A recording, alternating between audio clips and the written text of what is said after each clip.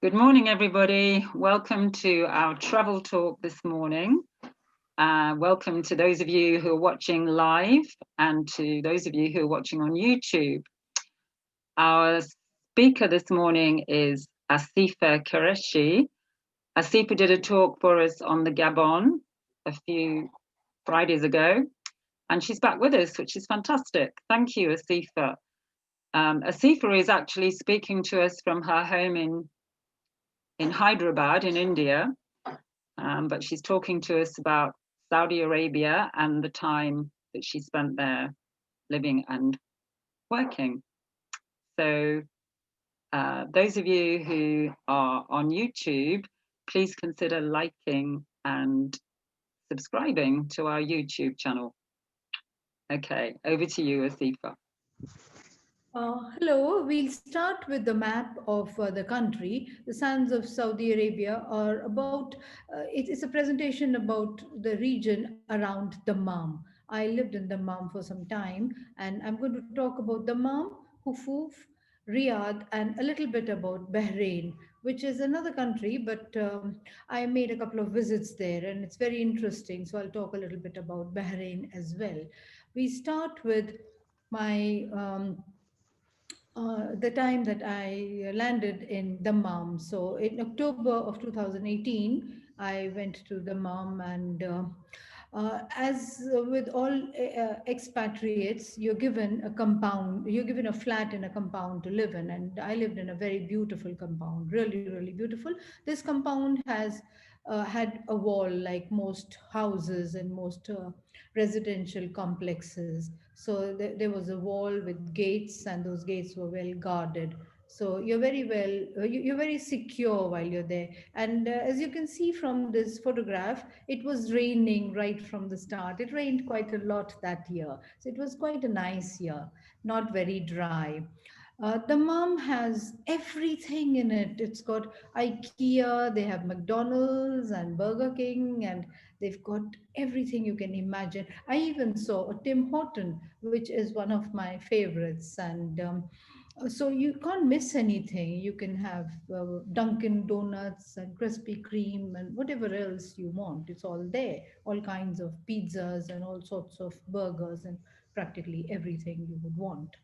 It's quite an interesting city because the city also has open spaces for people to go and relax and enjoy and take in the views. So this is a photograph of the Corniche, which is a seaside, uh, and you could walk like the walk from one end to the other is almost 4 kilometers. So it was about a kilometer and a half from where I lived, and I'd walk there regularly, practically every evening. Some days I would go 2 times in the mornings and again in the evenings. So the Mum is a city where you can walk very easily. You can explore the city on foot. And as you can see, if it rains, it gets even easier to walk. And you can see the architecture of houses, you can see mosques, and you can see as much greenery as they possibly can have in the area. There are lots of date palms, and there's a little bit of color. So this is the photograph of a bookstore. It was very close to where I lived, and I went there regularly. One corner of the bookstore has a coffee shop, some kind of Canadian coffee shop, and you can sit outside. There's a nice seating arrangement out here. You can sit here and watch the traffic. You can do people watching. It's beautiful because sometimes you see these youngsters on motorcycles, and they love riding their motorcycles on a single wheel. Sometimes you have them on the front wheel, and sometimes you have them on the back wheel, and they go at breakneck speed. And they always come in convoys, so you could see 20 at a time if you were lucky.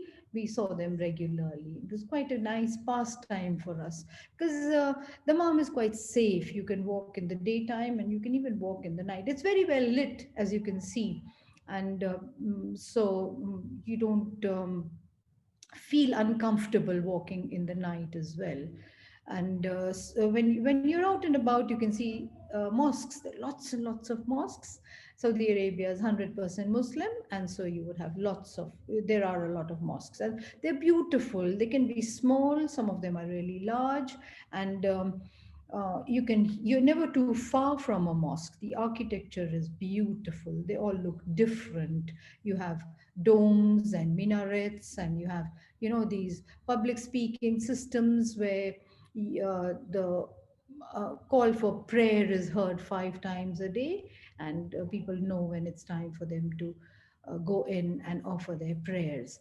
And wherever there are lots of mosques and lots of date palms. We know Saudi Arabia is famous for its date palms. There are lots and lots of them everywhere. The country has over 2.5 million date palm trees. You have them on corners of mosques, you have them on the avenues and in gardens and practically everywhere you go. And Saudi Arabia has more than a dozen very, very delicious dates that I tasted. Some people think there are over 3,000 varieties of dates. They come in all colors. They're small and large, but they're all sweet and absolutely delicious. They're full of nutrients, as we all know. And historians believe they've been cultivated for 8,000 years, which is not hard to believe, because this area always had oasis, and there's always been lots of water there. And the area around Dammam has always been cultivated. And you can see these different kinds of dates. I can't remember all the names, but I have had at least half a dozen of the names you can see here. uh, they're full of iron. Of course, there's lots of sugar in them, and the other micronutrients and other minerals also in dates. So you can see some dates can be slightly darker than others. Some trees are slightly shorter than others.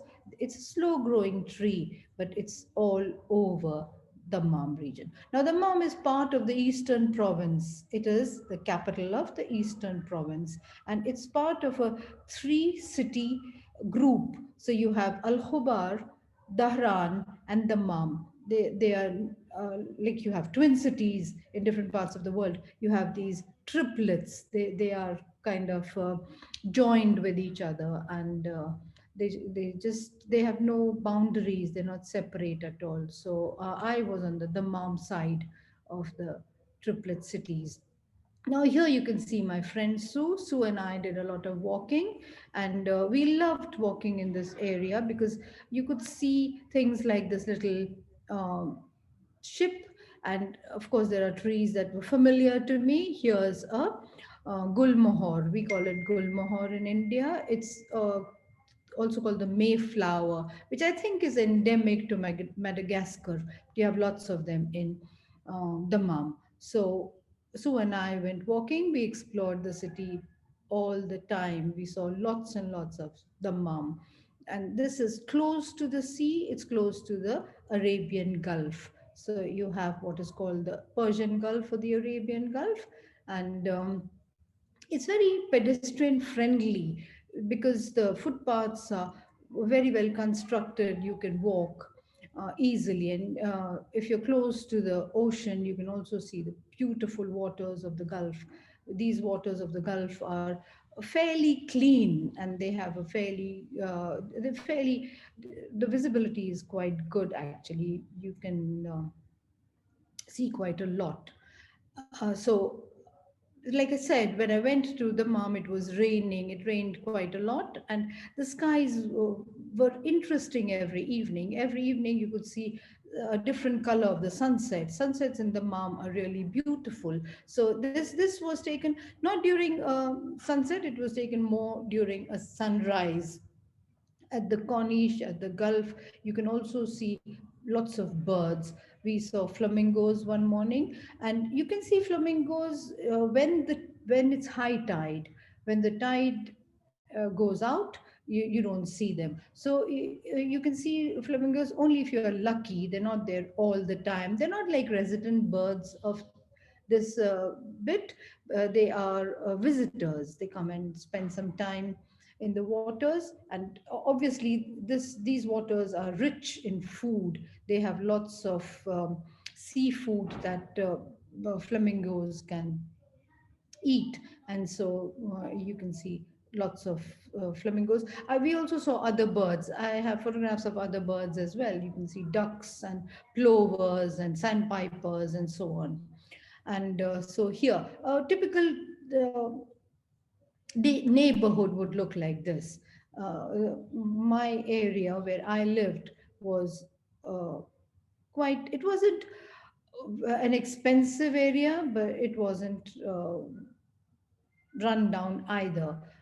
And we liked walking in our area. Sue and I did a lot of walking. It's easy to make friends in Saudi Arabia because most people go there to work, and they don't go there with lots of family. So people are very friendly. And as you can see here, uh, every sunset is different. It has a different color. Sue thought that these colors depended on how much dust there is in the sky. So because of dust, because of particulate matter, you would see different colors. And sunsets are red basically because of the particulate matter there.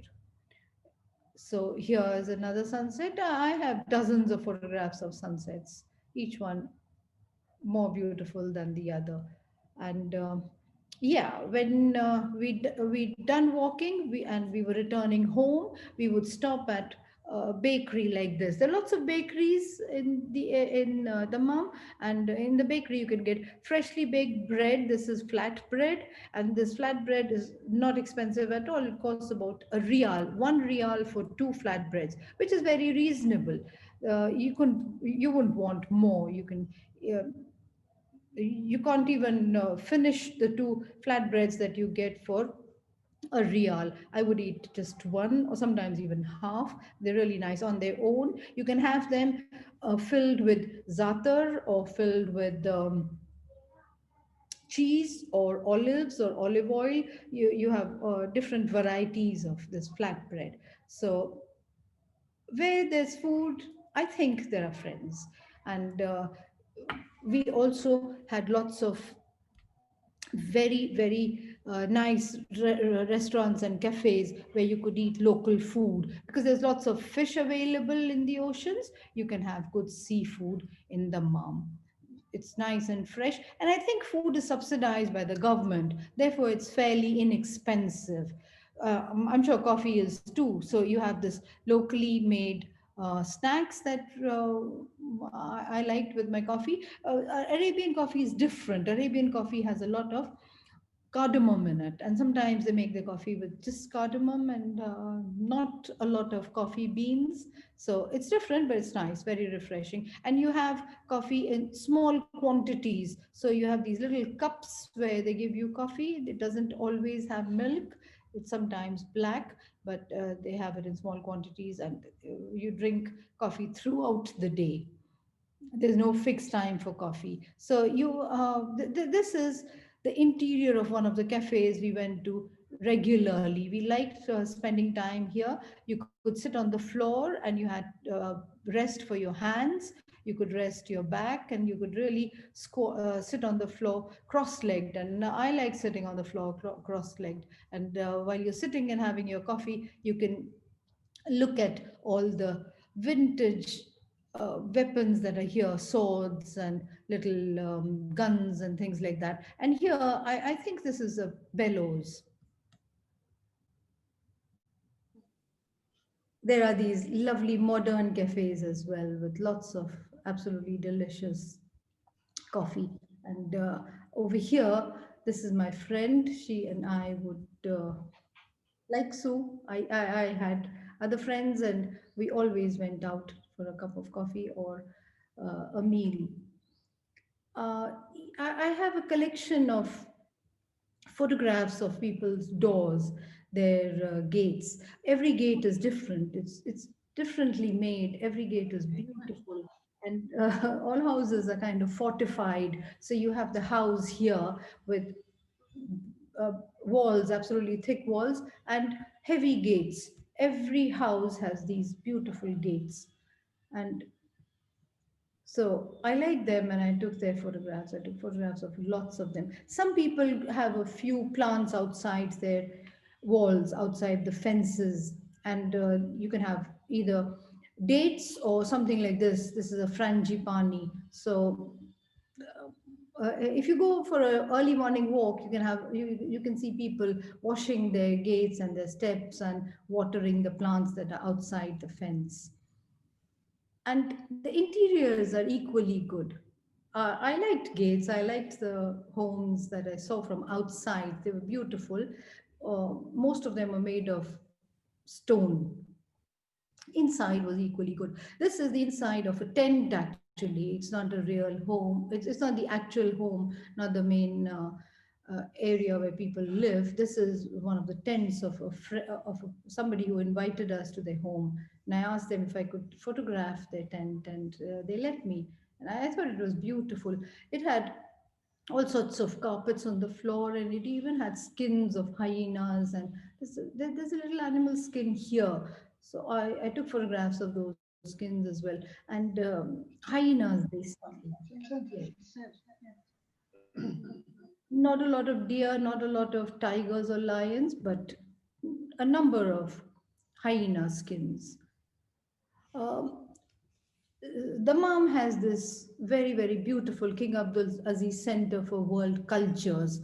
So this center is really important. It's this center that has lots of cultural programs on throughout the year. So you can go and see the interior, which has some permanent sections. They have a big library, a very large collection of books, a huge library, which is quite beautiful.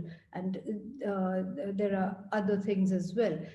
Once when we went there, we saw this exhibition of the Norwegian impressionist Edvard Munch. I took lots of photographs of his paintings. There were lots of them, but yeah, I show two, the Scream. I think everybody has seen the Scream at some point in their lives, somewhere or the other, in some shape or form. There are so many different versions of the Scream.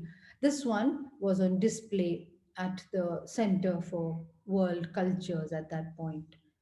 And we went there several times. We took lots and lots of pictures of different exhibitions, and you have cultural programs there where you have dances, where you have people coming and delivering talks, and also people who have seminars. Lots of seminars are arranged in the center.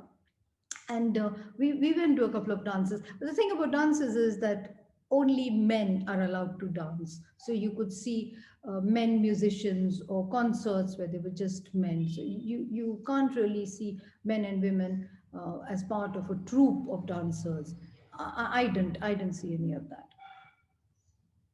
And this is from a visit to Qatif. Now, Qatif is uh, not far from Dammam. It's a small town, not far from Dammam. And I think it's much, much older than Dammam. It's a very old city. There you have these traditional markets. There are lots of traditional markets. And we went to a Friday market.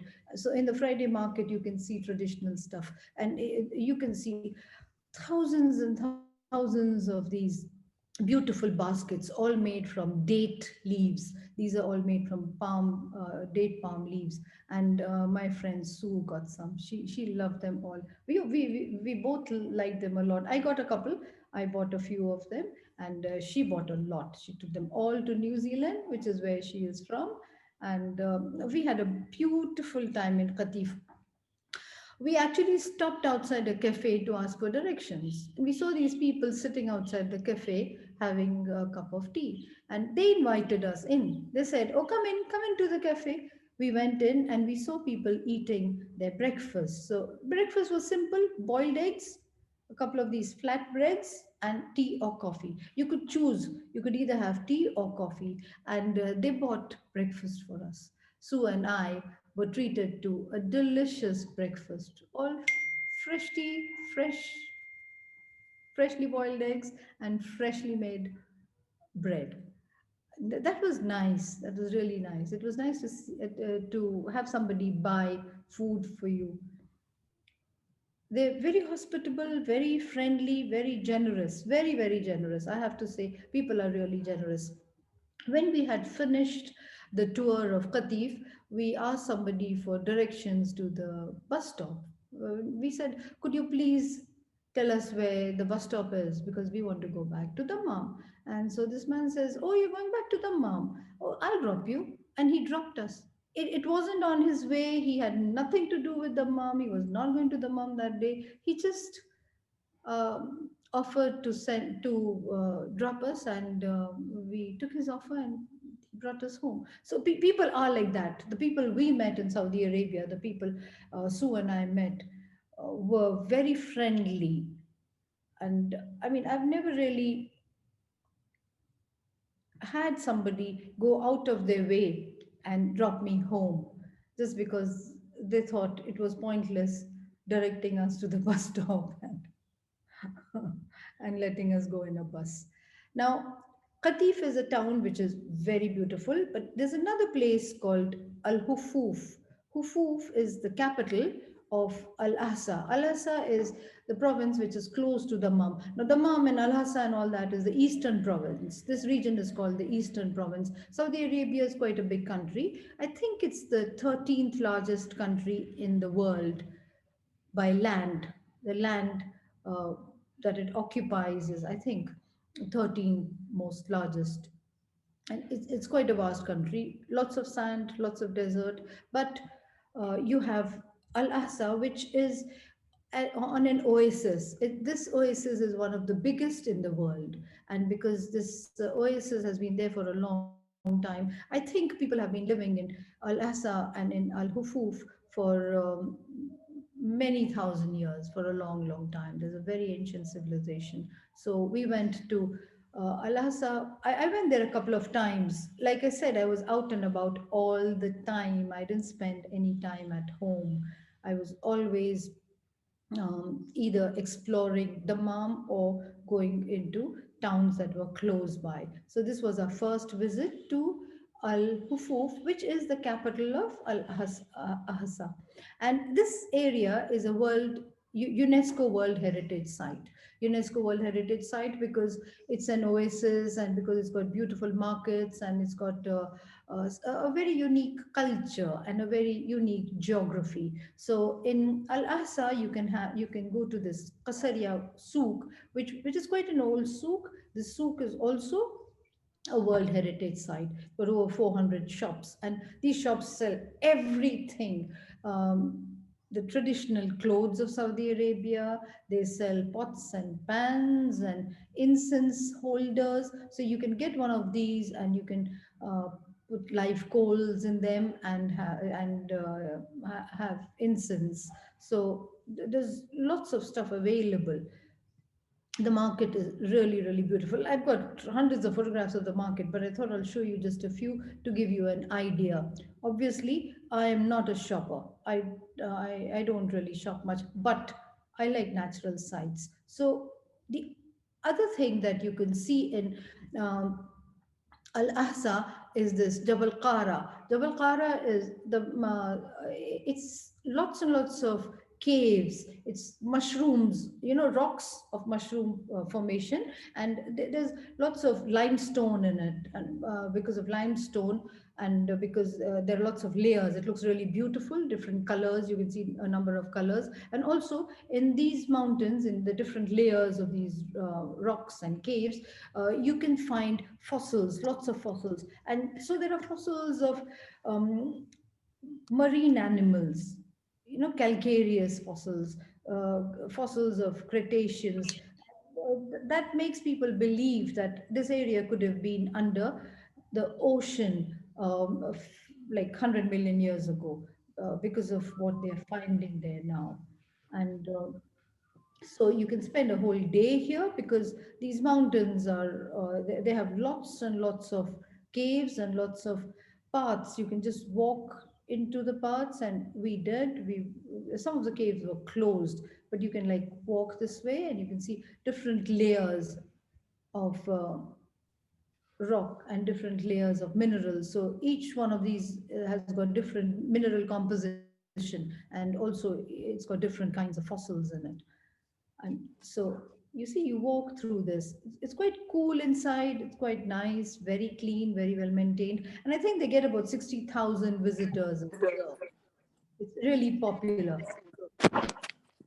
Al Qara mountains are really popular. In Al Ahsa, we also went to the Ibrahim Palace, which is a palace made of earth, mud. It wasn't open then, it wasn't open when I went. For some reason, I think they were renovating it, but from the outside, you could see that it had thick walls and it had these turrets and it had watchtowers, and it was like very beautiful, very, very desert like, very sand like, and it must have. It must have protected some people. It could have been a fortress, actually. Call it a palace, but it's more like a fortress. And so in Al Aqsa, there's a lot to see. There are lots and lots of places that you can go to, and there's lots of time you can spend there. And there's a lot you can see in Al Aqsa. And then,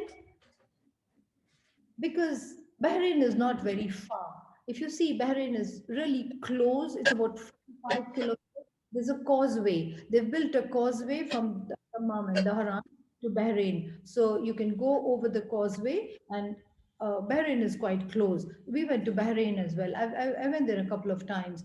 The first time I went there, I went to the Bahrain Fort. Now, this Bahrain Fort has existed since Neolithic times. So you can get an idea of what the area was like in the Copper Age and in the Bronze Age and so on. And you can look at this architecture. And it was on the Silk Route. It is said that this fort, the Bahrain Fort, was on the Silk Route. It has very thick walls. It has beautiful um, uh, archways. So you can see this arch, which is absolutely lovely. Through the arch, you can see modern day Bahrain, which has skyscrapers. Bahrain is also oil rich because they get a lot of revenue through oil. It's quite a rich country as well. And so, yes, yeah, I put a little bit of history of the Bahrain fort. It was built, according to people, according to some historians, it has existed for 3,000 years. And it was a place where they sold pearls, because Bahrain, we all know that Bahrain has had the pearl industry. It was the center of the pearl industry and pearl commerce. So they probably had a lot of buying and selling of pearl around this area, and the fort has been built, in the style, where you have a city, and then when that city is destroyed, you build another city over it after 2 or 3 centuries, and then you build a third one over it. So it's a mound, and this mound has cities that were built layer on layer over the centuries. So there's a lot that has come out of the fort, and there's a museum at the fort. In the museum, you can see all these artifacts. There's so many artifacts. There was so much to see. They've also got wood. So either this wood is from a tree that was growing in the region and there was a good forest in that area, or they brought it from somewhere else and then it got fossilized. It's not a proper petrified fossil. I think it's partly fossilized, but it it indicates that there was some amount of wood there. And of course, people were educated, they were learned. So you can see this writing. So you have writing on stone, there are lots of plaques and lots of writing as well. And then here again, some of the exhibits we saw were from China. So obviously there was trade with China. The region traded with China. And of course, there was trade with India as well. So you see artifacts that are similar to things that are found in India as well.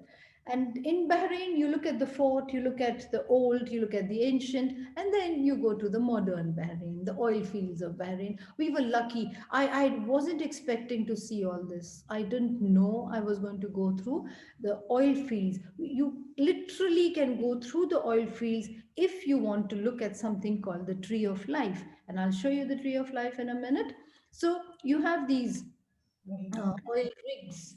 Yes, and you have drills. So there's all kinds of drilling happening there. Very, very hectic. It was a really busy place, and we drove through it. We actually wanted to go to the Tree of Life. Now, this Tree of Life has, some people think it's 400 years old. Some people, yeah, and some people think it was planted in 1582, 1582. But it does look like an old tree, and it looks like a great fighter. It's a survivor because there's hardly any water there. It doesn't really rain that much. A little bit of dew. Maybe there is groundwater now. The roots must have gone about 50 feet deep, but or maybe more than 50 feet. But with very little precipitation, it has survived, and it's beautiful. It's a prosopis. I've seen lots of prosopis trees in India. So we have this species in India as well. It's a common species. It's an endemic species of this region. And here you can see a nest. So it's like a tree anywhere else. It's a tree that has got an ecosystem of its own. It's got dependence. It's got all kinds. It's a habitat for so many different kinds of organisms. Beautiful, absolutely beautiful. And Sifa, yeah. sorry to interrupt. Just to let you know, we've got 4 minutes left. So Also, my God, I have a lot to say. I have a lot. This Oh is yeah, so. well, excellent. let's But we'll get let's back shall we? together at 11:15, obviously. Yeah, so if we log back in at 11:10, and I've noted down the comments here that are on the chat. So um, it's so is that okay, Asifa? Because it's better to finish rather than get cut out suddenly. So Yes. maybe that's a good point. We could yeah, we've got 4 minutes. So I mean, if you want to just say something about this one, and then we'll finish for the Yes. till part two. Yes. So here I'm standing in the Bahrain Souk, and Bahrain Souk, like any other souk, has got everything in it, everything under the sun. But what I really wanted to talk about was this. In Bahrain Souk, you can buy a few oysters. They give you about 5 or 6 oysters for 10 rials. So you give them 10 rials and they give you these oysters. And then they open them for you. They open the oyster for you. And if you're lucky, you can get a pearl. If you're lucky, your oysters can have a pearl in it. So you can be rich. It's like a lottery, you can be rich. Or you can go home empty handed. And lots of people were going home empty handed, but everybody really tried their luck. So, yes, maybe we can stop here. But I thought it was very, very beautiful. Have the whole screen. Yes, I'll give you a few figures. There are over 1.5 million people in Dammam, and Dammam has got a very large airport. It's just so big. It could easily be the largest airports in the world because it covers 780 square kilometers. 700 square kilometers. That's large. They don't use all of it. They use part of the airport, but when it was built, they thought the city would expand. It's expanding at 12% per year. It's one of the largest, fastest growing cities on earth, but still won't be able to use all of that airport. And then I also wanted to say a little bit about the fort, this beautiful fort of Bahrain. The fort was built by the Dilmun civilization, and this is a Semitic civilization. The Semitics lived in that region a long time ago. They started building the fort, and the fort was then occupied by different kinds of people over the centuries. So it has existed for thousands of years. Now, the most recent use was done by the Portuguese. Portuguese had their base somewhere in this area, and they occupied. They were the latest occupants of this fort. So yeah, I wanted to talk about it, and I wanted to say that it's part of the Gilgamesh writings as well. So people think that Gilgamesh, as we all know, is the oldest writing that is known to man, and the fort has been mentioned in it. And yes, then I think I'll start with this beautiful lake that we went to. You have a lovely, lovely freshwater lake in the peninsula, very close to Dammam. It's called Lake Asfar. Asfar in Arabic is yellow because of yellow sands. And this lake is basically drained from the oasis, from the um, cultivation. There's a large area that's under cultivation because of the water available in the oasis. And this lake covers about 12 kilometers. Quite a big lake. There's reeds and there are lots of vegetation very close to the water. And because of these reeds and this vegetation, you have different kinds of birds here. So you can find about 20 species of birds. If you have to go to the lake, you can't drive. You have to be driven by someone because there's no road. You have to, you're taken on the sands. And so you have to go with an experienced driver. They take you to a hut to a tent like this. And I think the tent is made of camel hair. Most of it is camel hair. And they serve you a meal in the tent. I had a very delicious meal. You can tell because I'm smiling. They give you really good food there. Very, very good food. Food is one of the things you can really enjoy in Saudi Arabia. There's lots of it and very delicious food. So, Lake Asfar is worth a visit. If you're in the country, if you're in the Dammam region, do visit this lake. It's very beautiful. It's you wouldn't have wasted your day. And somebody asked if I would go back to Saudi Arabia. Yes, I will go back to Saudi Arabia for the music.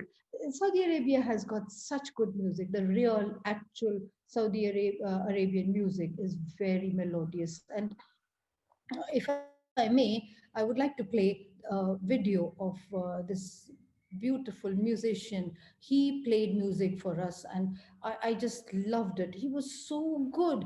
His music was different from anything I'd heard, and so maybe we can listen to 1 minute of it, if that's all right.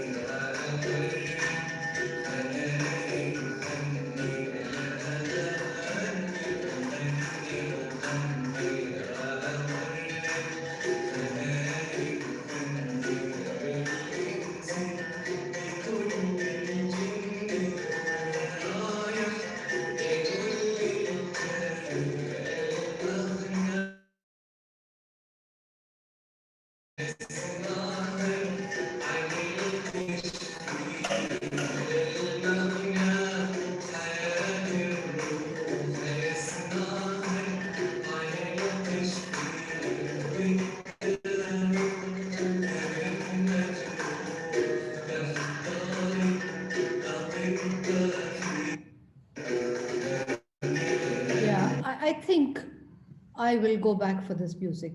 The music is really good. And then I have another video, which is uh, a bit different.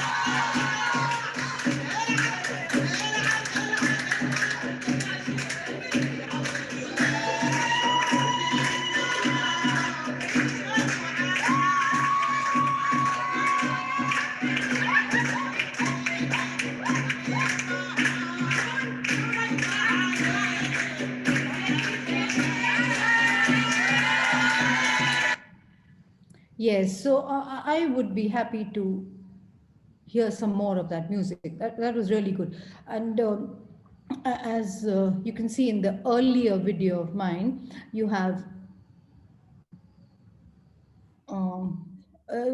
they have these organizations like the organization that arranged for music in, yeah, I'll just enlarge this. I want to present it. Yes.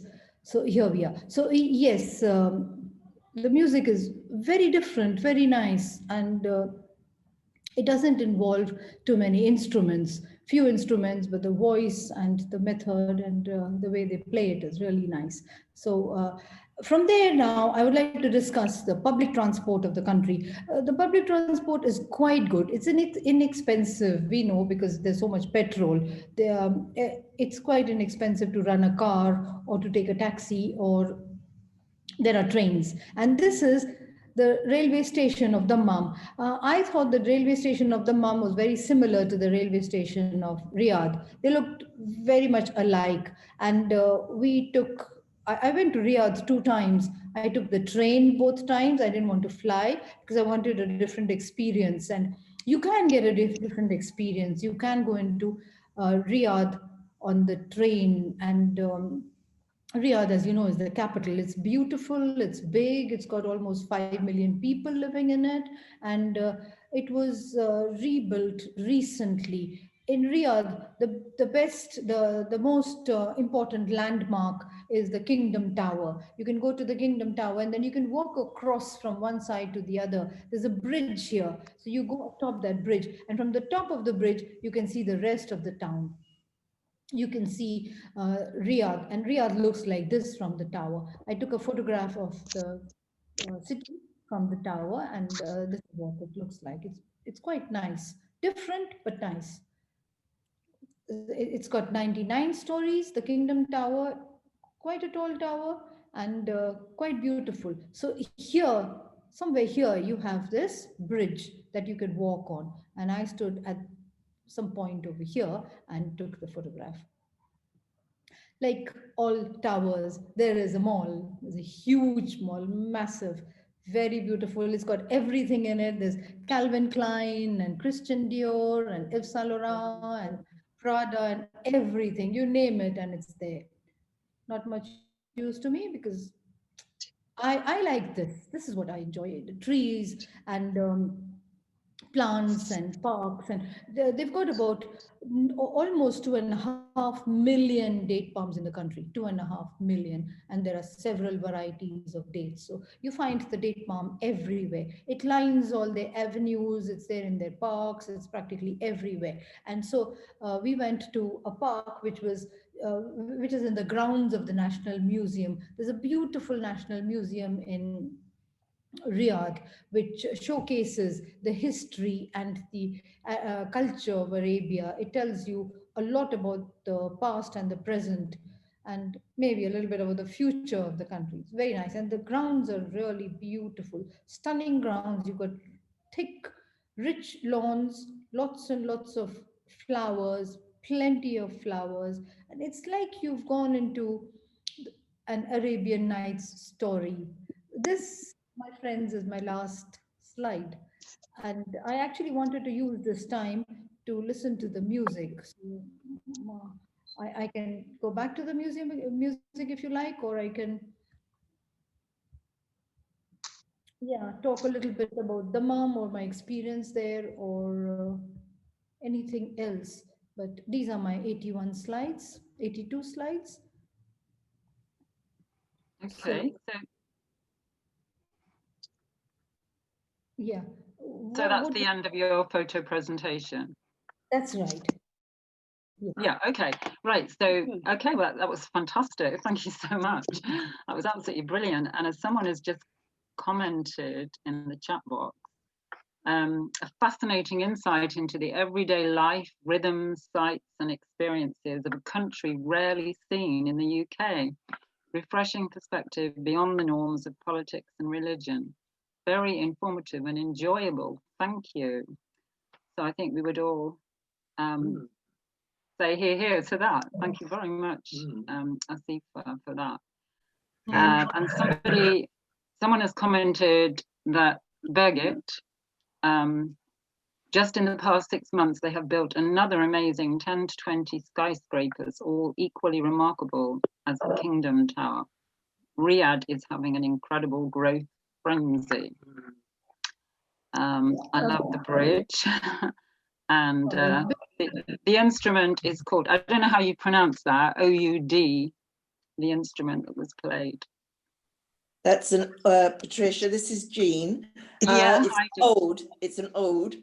And the best ones were made in Damascus. Okay. Thank you.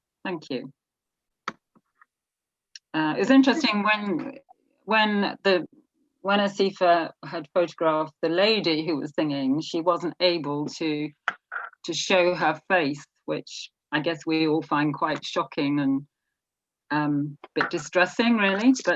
But that's how life is, and I think, you know, that it was just so interesting for us to see and hear stuff that we've not heard before.